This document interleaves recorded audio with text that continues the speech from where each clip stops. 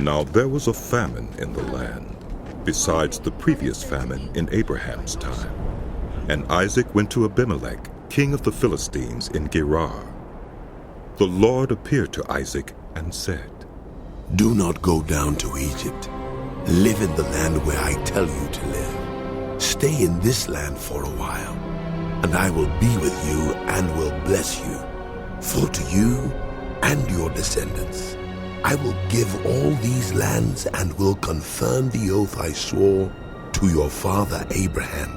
I will make your descendants as numerous as the stars in the sky, and will give them all these lands, and through your offspring all nations on earth will be blessed, because Abraham obeyed me and did everything I required of him, keeping my commands, my decrees, and my instructions."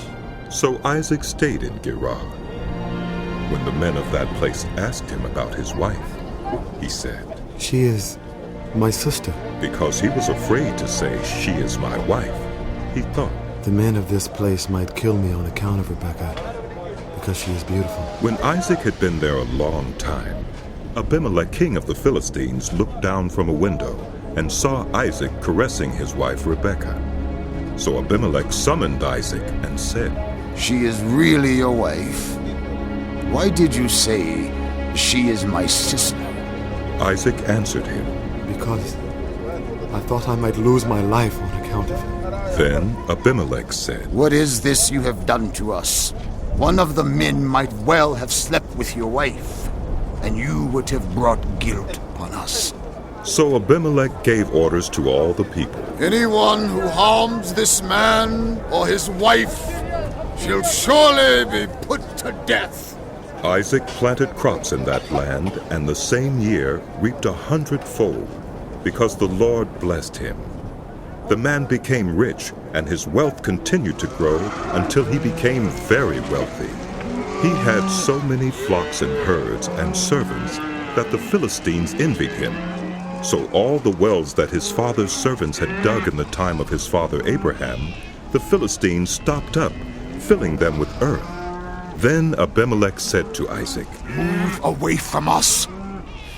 You have become too powerful for us." So Isaac moved away from there and encamped in the valley of Gerar, where he settled. Isaac reopened the wells that had been dug in the time of his father Abraham, which the Philistines had stopped up after Abraham died, and he gave them the same names his father had given them. Isaac's servants dug in the valley and discovered a well of fresh water there. But the herders of Gerar quarreled with those of Isaac and said, "The water is ours." So he named the well Esek, because they disputed with him. Then they dug another well, but they quarreled over that one also. So he named it Sitnah. He moved on from there and dug another well, and no one quarreled over it. He named it Rehoboth, saying, "Now the Lord has given us room, and we will flourish in the land." From there he went up to Beer-sheba. That night the Lord appeared to him and said, "I am the God of your father Abraham. Do not be afraid, for I am with you. I will bless you and will increase the number of your descendants for the sake of my servant Abraham." Isaac built an altar there and called on the name of the Lord. There he pitched his tent, and there his servants dug a well. Meanwhile Abimelech had come to him from Gerar, with Ahuzath, his personal advisor, and Phicol, the commander of his forces. Isaac asked them, "Why have you come to me, since you were hostile to me and sent me away?" They answered, "We saw clearly that the Lord was with you. So we said, there ought to be a sworn agreement between us and you.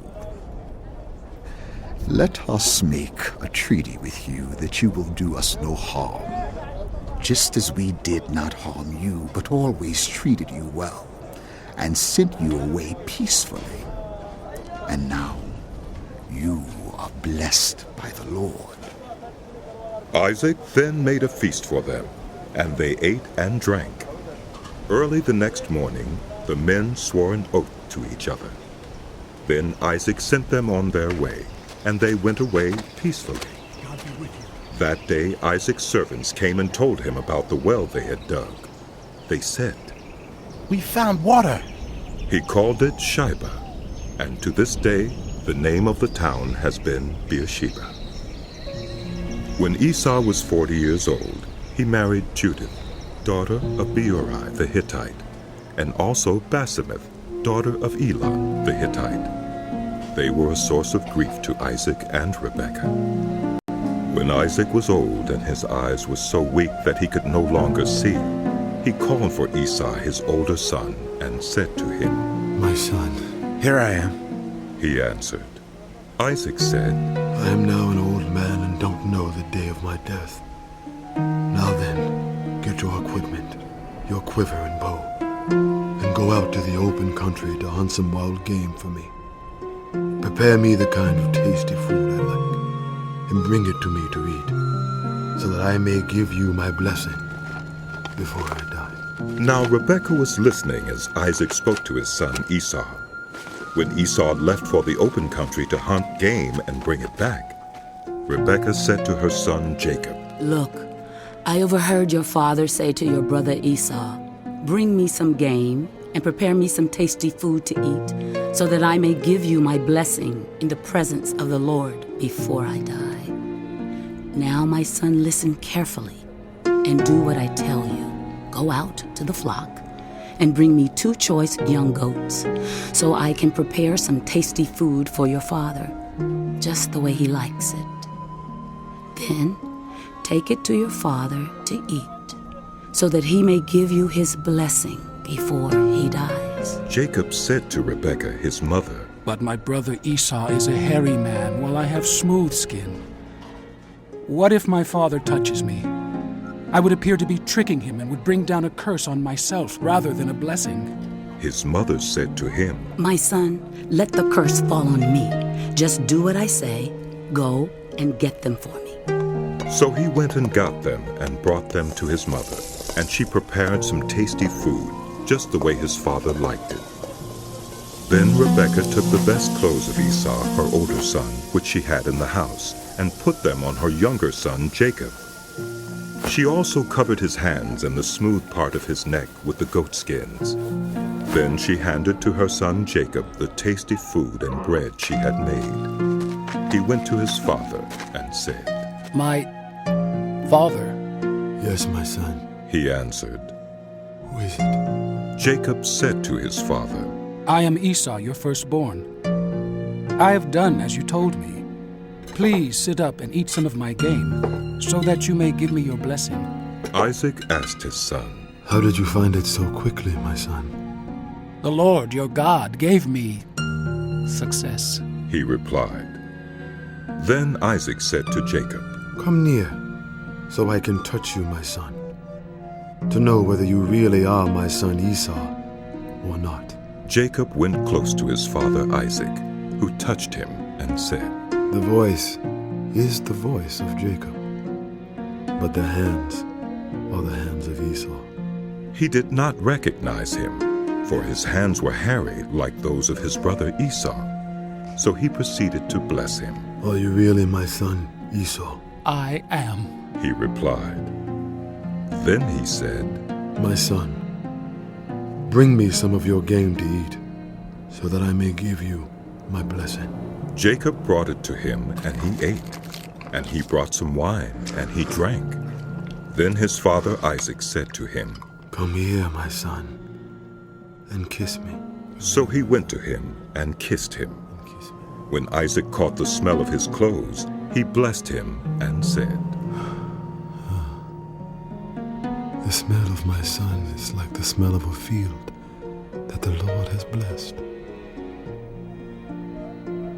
May God give you of heaven's dew and of earth's richness, an abundance of grain and new wine.